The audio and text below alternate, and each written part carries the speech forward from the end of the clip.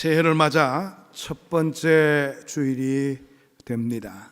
여러분들 마음속에 어떤 마음으로 새해를 맞이하려고 마음의 작정을 하고 계십니까? 대체로 보게 되면 자기의 욕심에 겨운 그런 소원을 마음속에 품기도 합니다마는 각자가 새해에 품은 소원과 꿈, 자기 중심으로 작정하지 마시고요. 이번 새해에는 무엇보다 하나님께서 여러분들을 향한 귀한 뜻을 발견해서 그 뜻을 이루어가는 그런 복된 한 해가 되기를 축복합니다.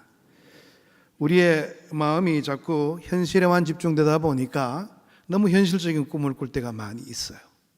그래서 신앙생활과 연관없는 그런 소원을 가지면서 때로는 소원이 이루어지지 않을 때는 후회가 되기도 하고 원망하는 경우가 있는데요. 그건 하나님의 뜻을 먼저 찾지를 못해서 문제가 되는 것입니다. 이번 한 해는 하나님께서 나를 통해서 무엇을 원하실까? 하나님의 뜻을 찾아가는 그런 귀한 한 해가 된다면 보다 뜻깊고 또 우리의 삶에 새로운 변화를 이룰 수 있는 그런 하나님의 은총이 넘치게 될 줄로 믿습니다. 10여 년 전에 제가 인천에서 목회를 하게 될 때 교우들과 함께 성지순례를 떠난 적이 있습니다. 히브리인들이 모세의 영도하에 움직였던 출애굽의 여정을 따라서 자동차로 이동하면서 이집트와 이스라엘을 순례했습니다. 저희 일행들은 처음에는 알렉산드리아에 비행기로 도착해서 몇 가지의 유적을 본 다음에 바로 수도인 카이로를 향하게 되었습니다. 이집트는 여러분들 잘 아시다시피 4대 문명의 발상지 아니겠습니까? 아프리카와 서남아시아를 호령했던 대국입니다. 그렇지만은 오늘날의 이집트는 한마디로 무질서와 빈곤만 나타나는 그런 모습을 지니고 있더라고요. 자원을 많이 가지고 있어도 게으른 국민성 때문에 자원을 이용할 줄 모르는 그런 나라였습니다. 수도인 카이로를 떠나서 시내 강야로 향하는 그 길에는 정말 황량만 있는 말 그대로 광야의 모습을 드러내고 있었습니다. 여행에 지쳐서 잠시 조는 경우가 많았는데요. 졸다가 눈을 떠봐도 여전히 광야 가운데 있더라고요. 거친 돌산과 또 거친 광야만 있는 그런 현실이 나타나는 것을 살펴볼 수가 있게 되었습니다.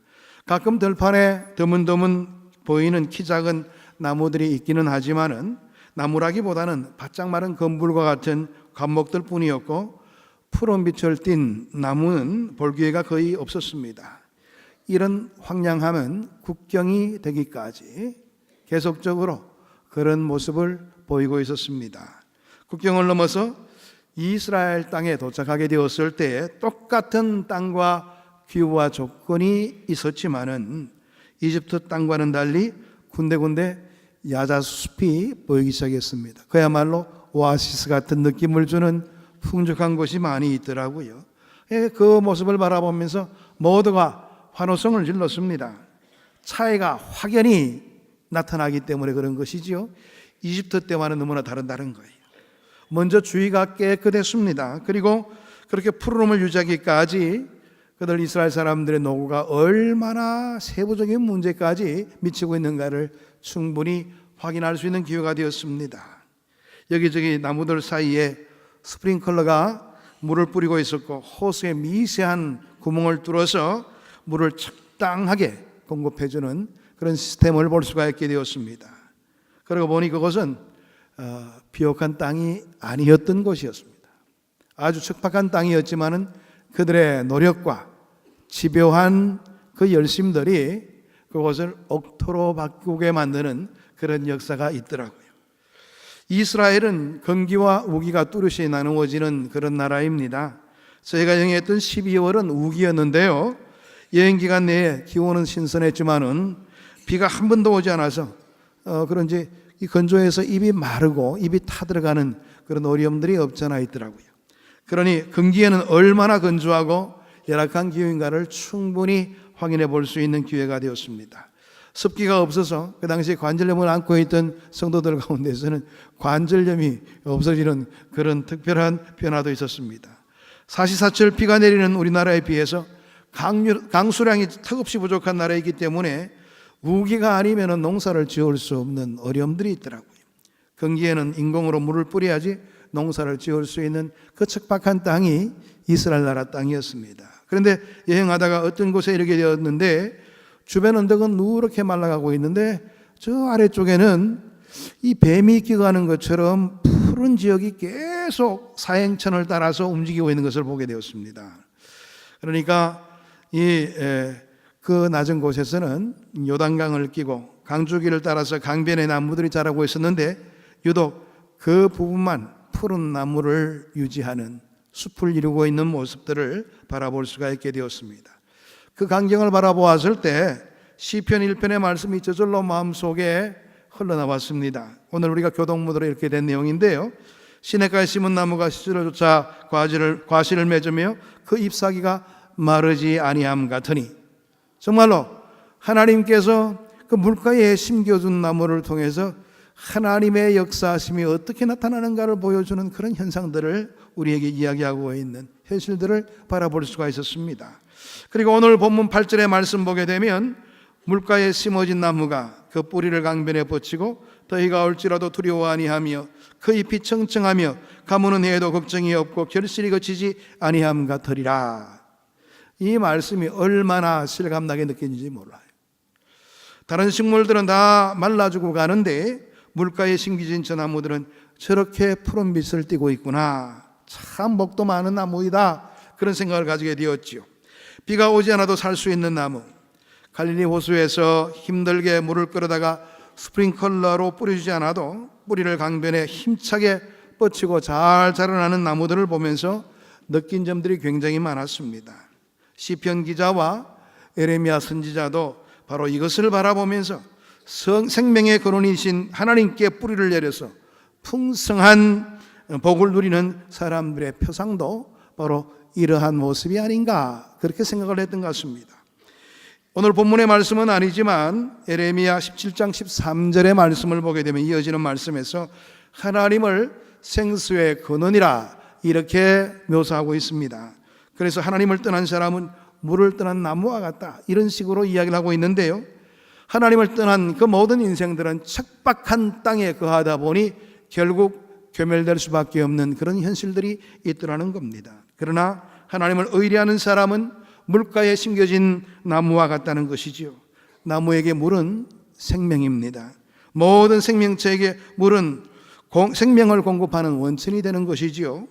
생명의 근원이신 하나님께서 우리 가운데 거하셨는데 바로 예수 그리스도 아니겠습니까?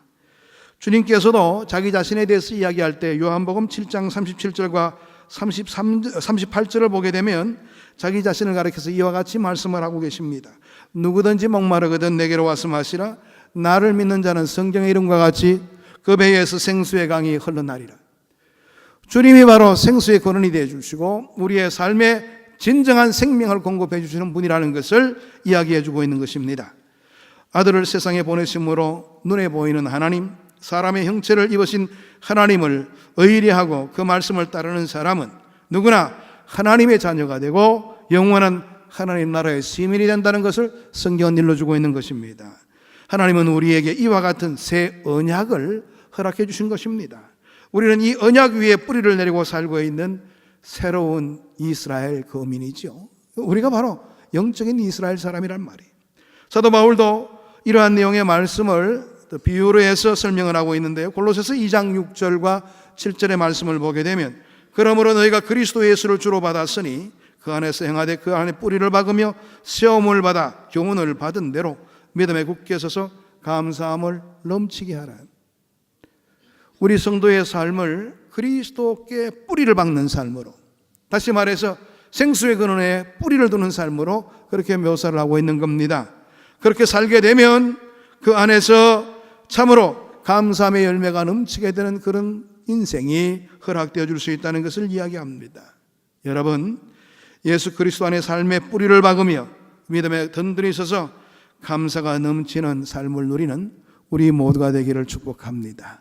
이번 한 해는 그렇게 한번 살아보십시다. 물가에 심긴 나무도 더위를 만나며 가뭄을 만날 때가 있지요. 그러나 시냇물이 마르지 않는 한 그 나무는 두려워하거나 걱정할 필요가 없는 것입니다. 주님을 의뢰하는 자는 영원히 마르지 아니하는 생수의 근원이신 주님께 뿌리를 박은 나무와 같습니다.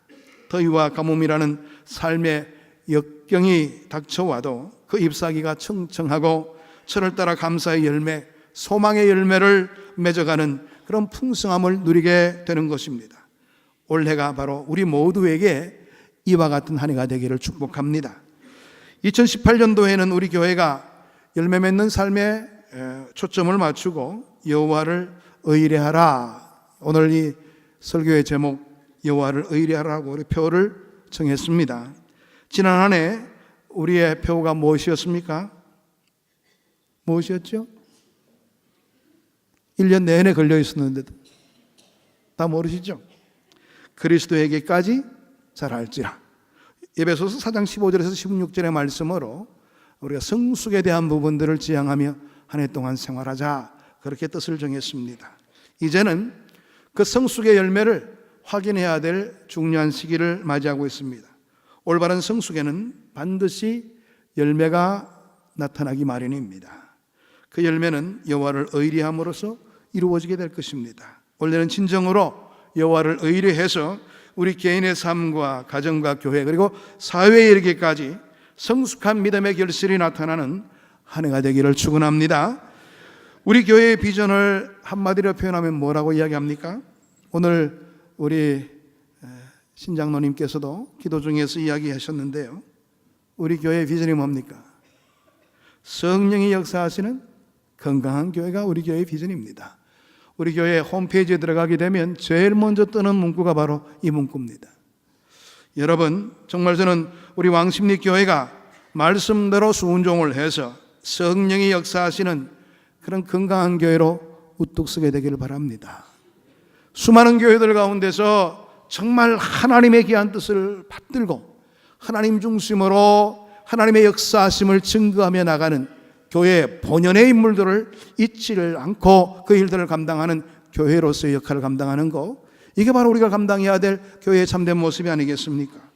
요즘 우리 주위를 돌아보게 되면 교회 같지 않는 인간 중심의 교회가 얼마나 많은지 모릅니다. 세상에 무리를 일으키고 사람들의 지탄의 대상이 되고요, 교회의 참된 가치를 훼손시키는 교회들이 있어서 참 걱정스러울 때가 많습니다. 우리 교회가 그런 교회 중에 하나가 되지 않도록 우리가 노력하고 애써야 될 것입니다. 그런 교회가 그냥 가만히 있으면 되는 게 아니죠. 예? 우리의 노력들이 분명히 따라야 됩니다. 그러나 인간 중심의 모습을 보이게 되고 그런 노력들을 하지 않게 되면, 가만히 있게 되면 저절로 그런 교회의 모습을 따라갈 수밖에 없게 되는 겁니다. 여러분, 사람이 움직이는 교회가 아니라 하나님이 이끄시는 교회가 될 수 있도록 우리가 최선을 다하는 그런 모습을 가져야 될 겁니다. 그런 교회가 되기 위해서 우리 각자가 주의 말씀 가운데 끼어있는 모습이 필요하다는 것이지요. 이 땅을 살아갈 때도 사람 중심의 모습이 아니라, 사람에 근거한 우리의 삶의 모습이 아니라 하나님께 우리의 삶의 근거를 두게 되고 하나님께서 요구하시는 그 자리에 주의 말씀대로 순종해서 하나님의 뜻을 드러내고자 하는 그런 우리의 결단의 모습을 갖추게 된다면 우리 교회가 그런 교회가 될 수가 있다는 사실입니다. 몇몇이 이루는 교회가 아니라는 것이죠. 우리 모두가 한 해 동안 그와 같은 일에 마음을 두게 되고 열과 성의를 다하는 그런 모습을 보여야 된다는 것입니다.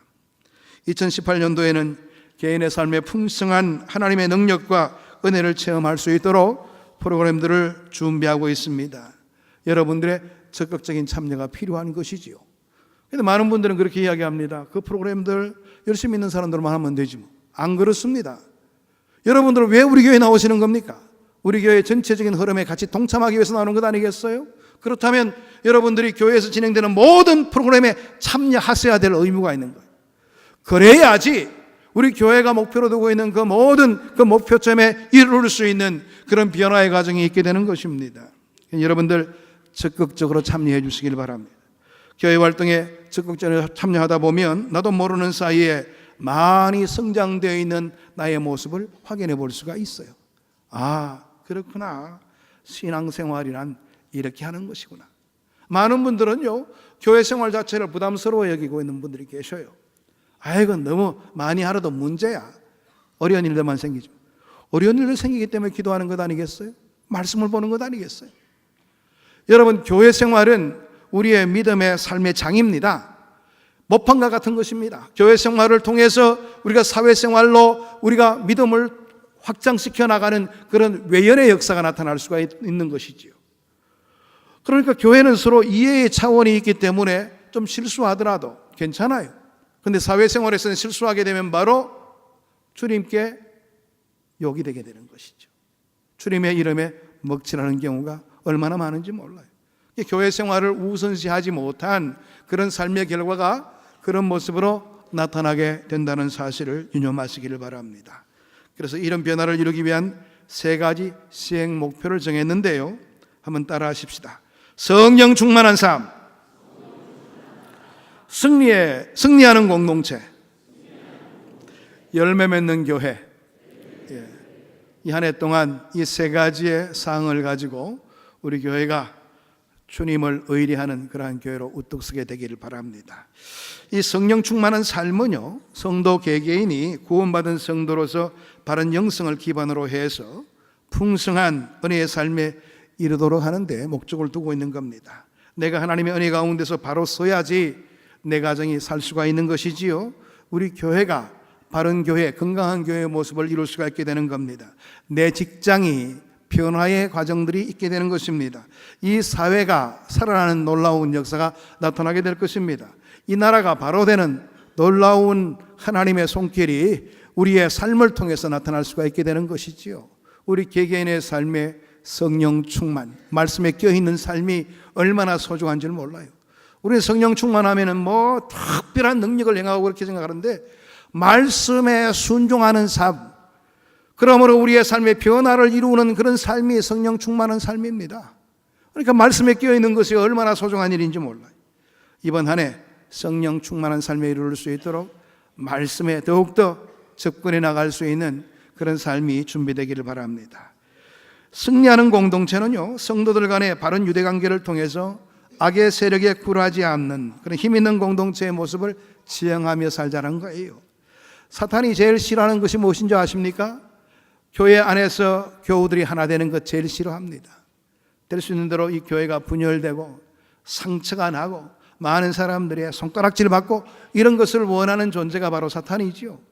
여러분들 어떤 경우에는 보면 자기 개인만 생각하다가 교회에게 상처를 주는 경우가 굉장히 많이 있어요. 해를 입히는 경우가 있다는 거예요. 여러분, 오히려 교회의 그 바른 성장을 위해서 우리가 조금 해를 본다 할지라도 그것을 수용할 수 있는 태도가 필요한데, 그것을 까발려서 많은 사람들에게 상처를 주게 되고 교회에 혼란을 가중시키는 그러한 모습들을 보이게 된다면 그런 성도는 바른 성도가 아니죠. 그러니까 교회가 하나 되는 그 일에 우리의 모든 의식들이 집중되어져야 될 것이고, 말씀대로 그 일들을 이루어가는 그런 우리의 노력들이 병행되어 나가야 된다는 것입니다. 왜 우리가 사탄의 노름에 놀아나야 되는 것입니까? 우리가 이 하나됨을 온전히 이루게 되면 사탄은 더 이상 활동하지 않게 될 겁니다. 하나됨을 위하여, 승리하는 공동체가 되기 위하여 우리의 재직회 가운데, 우리의 전도회 가운데, 우리의 주일학교 가운데 이런 악의 세력들이 침노치 못하도록 날마다 경성하고 깨어있는 그런 우리의 모습들이 필요하다는 것이지요. 열매 맺는 교회는 생동하는 교회로서 죽어가는 영혼에 대한 강한 구령의 열정을 품자는 거예요. 그리고 도움이 필요한 자들에게 뜨거운 사랑의 실천으로 교회의 교회다운 모습을 이루자는 데 중점을 두고 있는 사역입니다. 이것이 우리가 지향해야 될 교회의 참된 모습이 되지 않겠나, 저는 그렇게 생각해 보았습니다. 정말 저는 이런 교회로 우리 교회가 우뚝 서게 되기를 바랍니다. 여러분, 어디에 인생의 목표를 두고 삶의 근거를 두고 살려고 하십니까? 무엇에 목숨을 걸고 있는 것입니까? 많이 가진 것 같은데 만족을 모르는 탐욕에 삶의 근거를 두고 살게 되면은 채우지 못하는 갈증으로 탄식하다가 후회로운 삶에 이를 수밖에 없게 될 겁니다. 지금이라도 우리의 삶의 근원이 되어 주시고 생수 같은 역할을 감당하시는 주 여호와께 근거를 두시길 바랍니다. 여호와를 의리하는 삶을 사시길 바랍니다. 삶의 참 가치와 목표를 하나님께 두고 살아가는 자의 삶에는 그 삶이 늘 푸르러서 이웃에게 평안을 나누어 주고 하나님을 기쁘시게 하는 삶의 열매를 맺을 수 있게 될 것입니다. 여러분, 우리 앞에는 2가지의 선택이 있어요. 하나님께 근거를 두고 하나님을 의리하며 살 것인가? 아니면 세상을 접고 내 만족을 위해서 살 것인가? 이 두 가지의 갈림길이 있는 거예요. 이번 한 해 하나님을 의뢰하여 여호와를 의뢰하여 우리의 삶의 근거가 생수 같은 주님을 근거로 해서 말씀에 순종하는 삶, 주님의 귀한 뜻을 온전히 삶 속에 그대로 적용해서 우리의 삶에 살아가는 모습을 통해서 많은 자들에게 열매를 줄 수 있는 그런 삶으로 준비되기를 바랍니다. 우리의 삶의 목표가 여기에 있다는 걸 생각하시고 이번 2018년도 하나님을 의리하는 그런 주의 귀한 백성이 되어 하나님의 영광을 드러내며 많은 자들에게 하나님의 살아계심을 증거하는 우리의 삶이 되기를 축복합니다. 기도하겠습니다. 하나님 감사합니다. 오늘도 주의 말씀으로 우리의 삶을 이끌어 주시고 주의 은혜의 자리에 이르게 하시니 감사함을 드립니다. 이번 한 해 여호와를 의리하여 날마다 주님을 근거로 한 우리의 삶의 결단이 아름답게 이루어지는 복된 한 해가 될 수 있게 역사해 주옵소서. 예수 그리스도 이름으로 기도하옵나이다. 아멘.